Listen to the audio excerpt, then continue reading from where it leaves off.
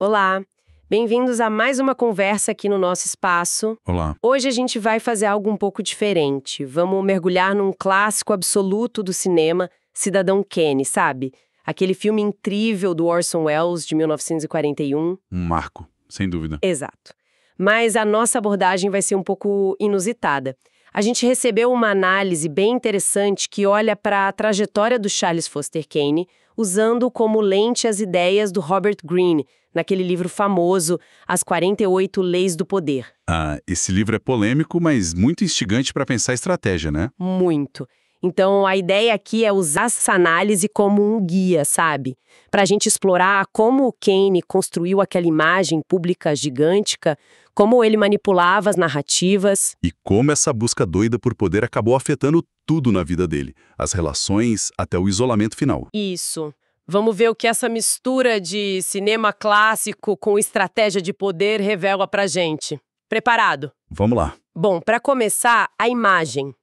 A persona pública do Kane era colossal, né? Como ele fez isso? A análise já começa destacando a Lei 6 do Greene. Chame a atenção a qualquer custo.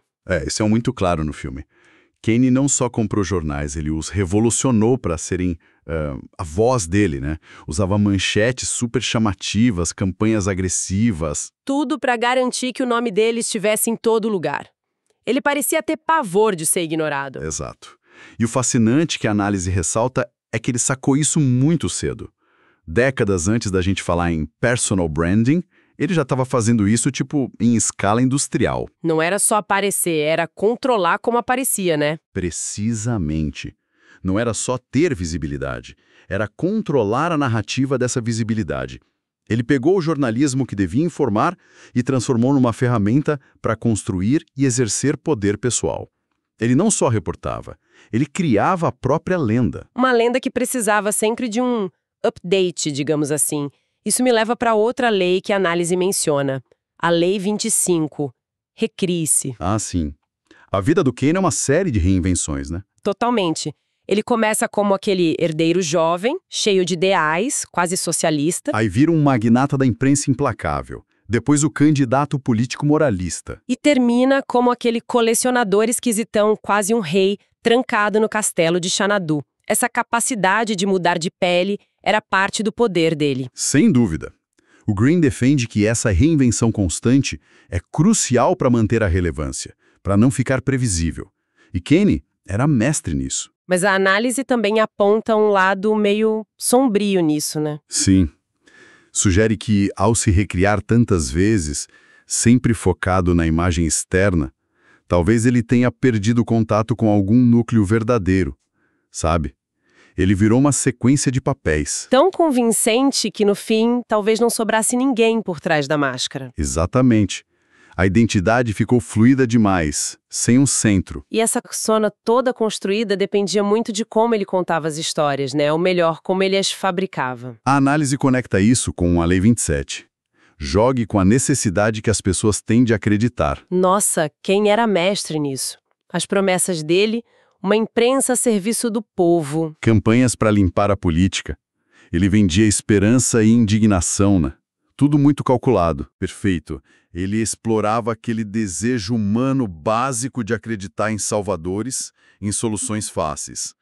A análise foca muito nisso, como ele usava a fé das pessoas como ferramenta de poder.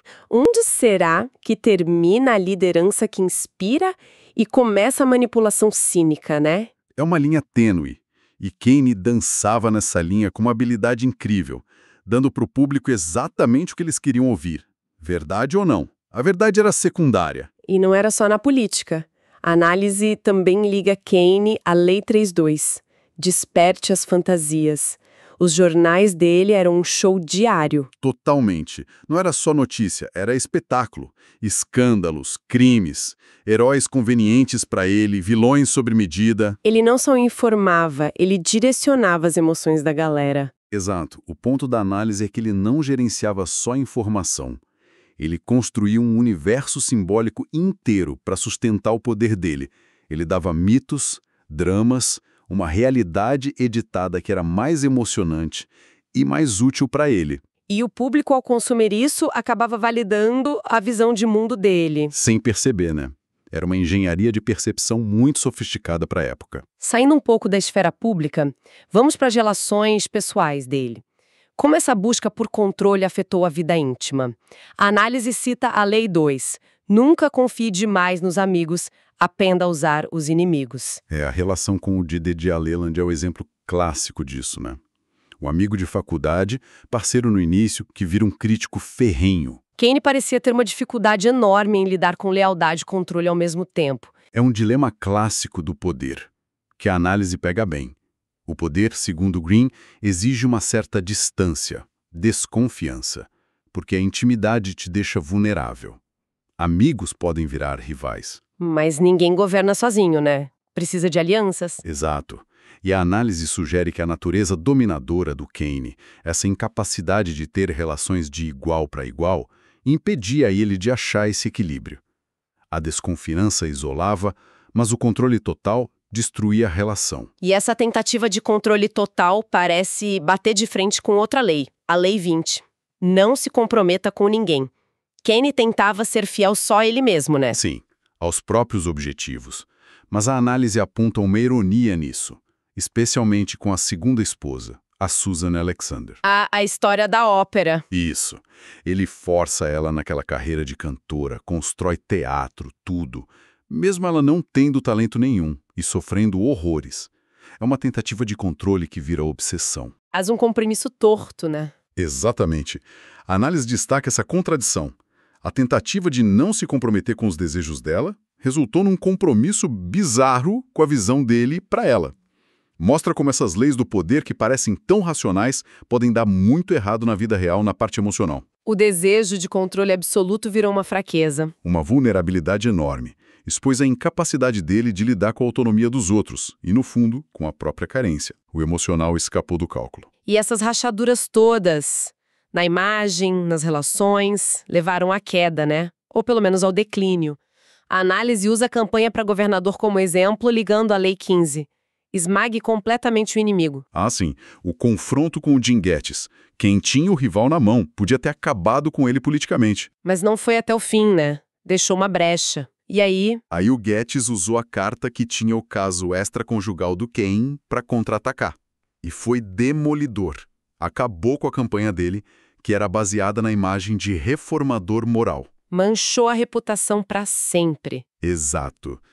A análise sugere que, na lógica do poder que Keynes jogava, essa falha em eliminar a ameaça quando pôde foi um erro fatal. Talvez por hesitação, excesso de confiança ou um pingo de moralidade perdida, quem sabe. Mas custou caro. E essa derrota se encaixa numa coisa maior, né? A dos excessos. A análise conecta isso à Lei 47. Não vá além da meta. Na vitória, saiba quando parar. Perfeito. A vida do Keynes foi essa acumulação sem fim. Mais jornal, mais rádio, mais poder, mais arte. Xanadu é o símbolo disso. Um palácio gigante, cheio de coisa, mas que virou a prisão dele. Ele nunca soube a hora de parar. É a ubris clássica, a desmedida. A análise vê isso claramente nele. Quando a expansão vira o único objetivo, sem propósito, perde o sentido. Ele ultrapassou qualquer meta razoável e continuou, só por continuar acumulando. E a análise argumenta que isso não levou só ao isolamento físico, mas a um vazio existencial profundo. Conquistou tanto que virou prisioneiro das conquistas. Perdeu as conexões, talvez até a si mesmo. E no fim, até o poder imenso que ele tinha se mostrou meio frágil, ligado demais a ele. A análise traz a Lei 42. Ataque o pastor e as ovelhas se dispersarão. Isso. Keynes era o pastor do império dele. Mas o filme sugere, e a análise concorda, que com a morte dele, tudo começa a se desmontar, a perder o rumo. O poder estava nele, não numa estrutura duradoura. E isso mostra bem a diferença entre poder pessoal, carismático, e poder institucional. O poder do Keynes era gigante, mas dependia da vontade dele, do controle direto, da figura mítica. Era frágil nesse sentido. Muito. A análise aponta que ele não parece ter se preocupado em construir sistemas, processos, nem preparar sucessores. Quando o pastor se foi, o rebanho se perdeu. O império era uma extensão do ego dele. E aí a gente chega na ironia final, talvez. A análise liga isso à Lei 40. Despreze o que vem de graça. Ah, essa é forte. Que ele podia comprar quase tudo, né? Políticos, opiniões, arte. Mas o que ele parecia buscar no fim, simbolizado por Rosebud, era algo que o dinheiro não comprava. Talvez a inocência perdida, amor de verdade, conexão humana sem interesse. Coisas de graça, no sentido de não poderem ser compradas. Exatamente. E essa é a grande tragédia que a análise sublinha. A busca final por Rosebud, seja lá o que for, talvez a infância, antes do poder e da riqueza corromperem tudo, mostra o limite do poder que ele perseguiu. Mostra que as coisas mais básicas da vida, afeto, paz, pertencimento, não se consegue na marra, nem com dinheiro. Todo o poder do mundo não comprou o que ele talvez mais precisasse. É a ironia monumental da vida dele. Então, tentando juntar tudo isso que a análise trouxe pra gente, Keynes foi, sim, um mestre em várias leis do poder. Brilhante em construir imagem, chamar atenção, usar narrativas. Ele soube jogar o jogo por muito tempo, com muito sucesso em vários aspectos. A análise reconhece isso. Mas, e esse é o ponto central da análise, a ruína dele ou o fracasso em achar satisfação e deixar um legado real veio justamente por ignorar ou aplicar mal outras leis cruciais. Como não saber parar, a Lei 47. Exato. Falhou terrivelmente em gerenciar emoções e relações, distorcendo leis como a 2 e a 20 na vida íntima.